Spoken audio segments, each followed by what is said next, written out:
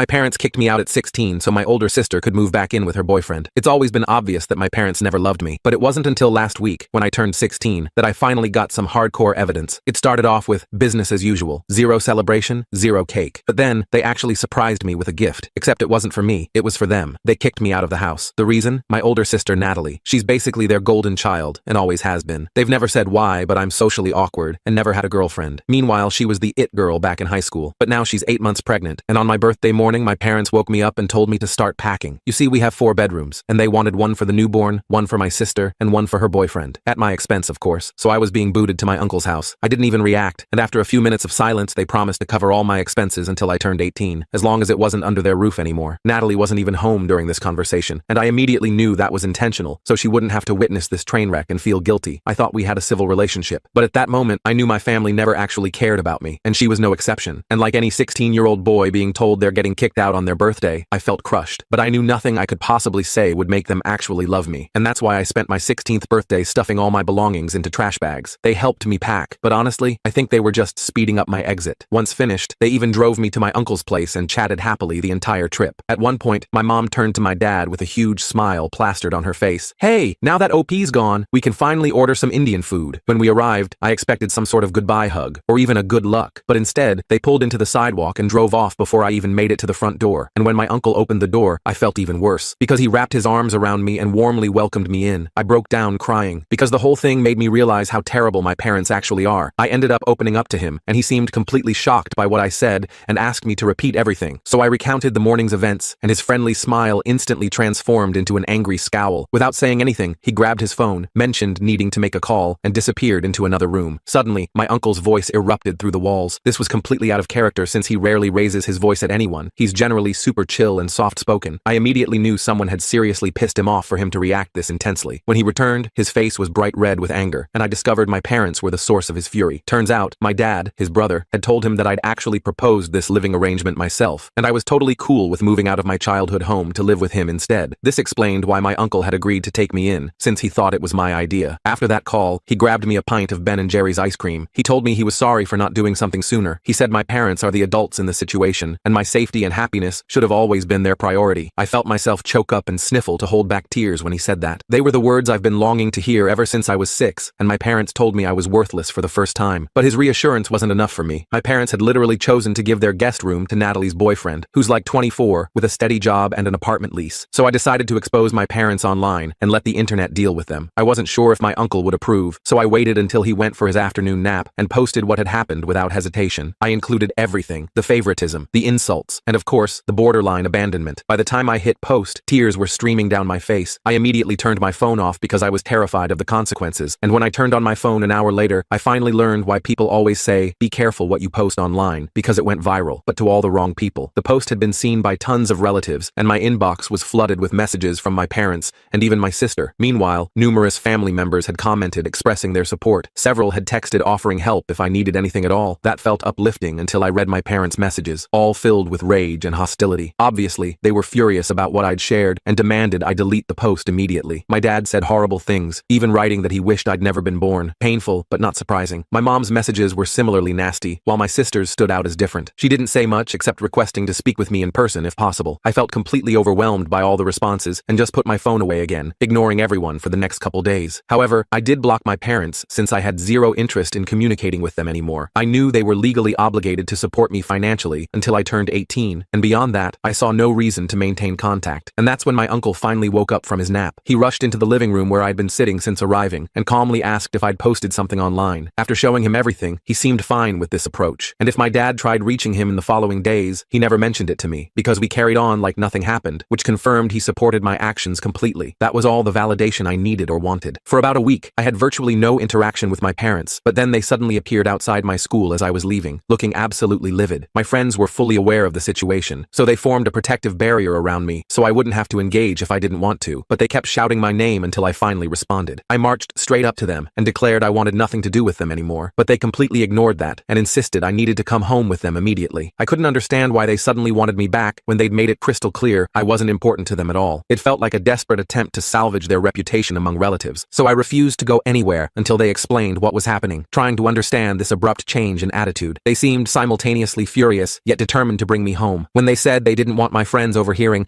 I told my buddies to step back so we could talk privately. Once my friends were out of earshot, they revealed they needed me back because I wasn't responding to their calls or texts, and they had to reconcile with me to secure their inheritance. After my post went viral in our family, my grandparents had discovered everything. My dad's parents are seriously wealthy, and they threatened him that continuing to treat me this way would cost him his inheritance. They'd stated that unless my parents reconciled with me, treated me better, and ensured I felt loved and cared for, whatever my father was supposed to inherit would go to my uncle instead, since he was taking care of me without obligation. My dad couldn't afford losing this inheritance. We're talking serious money here. My parents earn decent combined incomes themselves, but honestly, in their position, I'd probably want that inheritance too. The difference is, I would have had enough sense not to make it seem like they were doing me a favor by taking me back, because this wasn't about me at all, just their own financial interests. Even then, they lacked the basic intelligence to at least pretend they genuinely wanted me home, so I told them I couldn't care less about their inheritance, and walked away without listening to another word, ignoring their shouts as I left. I caught the bus back to my uncle's place and described the school confrontation, which annoyed him too. To prevent future incidents, he's contacted his attorney about changing my custody arrangement. Legally, my parents still have rights over me, and that needs changing if I'm going to permanently live with my uncle. I also called my grandparents to thank them for intervening, but explained I genuinely didn't want to return to my parents, because after just a few days with my uncle, I finally felt free for the first time. Living with my parents had been suffocating, and despite constantly hoping things would improve, they never did. My grandparents live in a different state, so we rarely meet, but during family gatherings and holidays, my parents always behaved perfectly, so my grandparents never witnessed how I was treated at home. It wasn't outright cruelty, but constant indifference and dismissal. Everything appeared normal superficially, but anyone spending a few days with us would notice how they basically pretended I didn't exist, while focusing entirely on my sister. After her pregnancy, it worsened dramatically, and I became completely invisible. I explained all this to my grandparents, who assured me that if living with my uncle was what I wanted, they'd make it happen. If my parents surrendered their rights, my grandparents would ensure all my needs were covered. I felt optimistic after that conversation because things were finally improving, but that didn't last long when I received an email from my dad several hours later. It wasn't hateful or cruel, just disappointingly manipulative. He claimed I shouldn't have publicly posted about the situation when my grandparents would have heard about it anyway through my uncle. Now, beyond my grandparents' anger, they faced massive backlash from relatives and social isolation, which he considered unfair. He mentioned some colleagues discovered the post since it appeared in their feeds when he was tagged. This created problems at his workplace, and according to him, my actions caused unnecessary drama in their lives. So AIT for posting about how my parents forced me out on my 16th birthday to give my pregnant sister's baby my bedroom. Update 1. Before sharing what happened next, thank you everyone for taking time to comment on my post. Your supportive words mean everything to me right now. Addressing questions about why I hadn't left before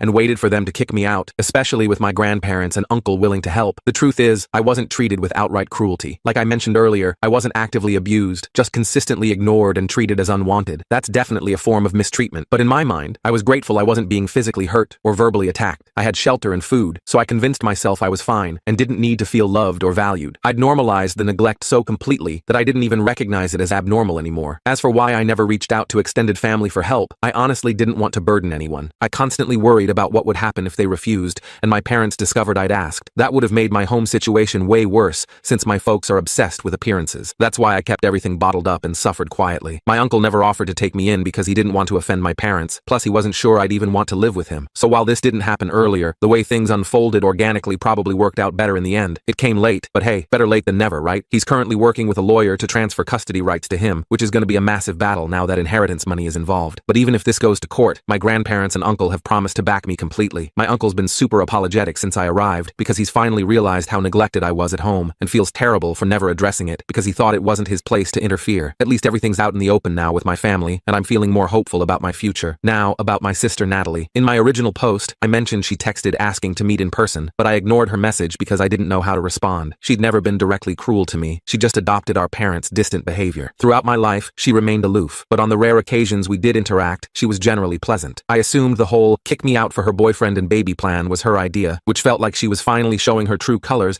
by actively harming me, so I ghosted her message completely. Our relationship was always awkward and tense, but I still preferred her to our parents, since she'd at least be decent whenever we actually spoke. It wasn't her fault our parents favored her so obviously. So 3 days ago, when she texted again asking me to visit, I decided to call and ask why she wanted to see me. I refused to go back to my parents' house where I assumed she'd be, but surprisingly, she told me she was staying at her boyfriend's apartment. She wasn't feeling well enough to go out due to the pregnancy, so she asked if I'd come over to discuss everything happening with our family. She mentioned having several important things to tell me face to face. Out of pure curiosity, I decided to visit. When I arrived, she immediately apologized for never defending me, even though she clearly knew our parents played favorites and consistently dismissed me. They constantly ignored my achievements while celebrating hers, and I was transparently the unwanted child, but she never never tried fixing that. She admitted she just felt too uncomfortable confronting our parents, so she let it continue. Since I seemed to be handling the treatment okay, she felt less responsible to speak up. Now she realized how messed up the whole situation was and genuinely wanted to make amends. She also revealed that our parents never discussed the living arrangements with her at all. She was completely blindsided learning they'd kicked me out to accommodate her baby and boyfriend, claiming she had absolutely no idea this had happened. She never requested any such arrangement. Her actual plan was to stay with our parents only until the baby was a couple months old before moving in with her boyfriend. She'd wanted to move out sooner, but stayed solely because our parents begged her to. However, after reading my post, she realized she couldn't continue enabling their behavior and moved out within a week. This sparked a massive fight with our parents, who insisted she was making a terrible decision. They're currently not even speaking because they accused her of being ungrateful and selfish, none of which is true since she never promised them anything. They just made assumptions. So all that drama was ultimately pointless since my parents ended up losing both their kids. At least she apologized for being a crappy sister in person generally, which I forgave because holding on to bitterness wasn't going to help me heal. We cleared the air completely, and she promised the same thing my uncle did, that from now on,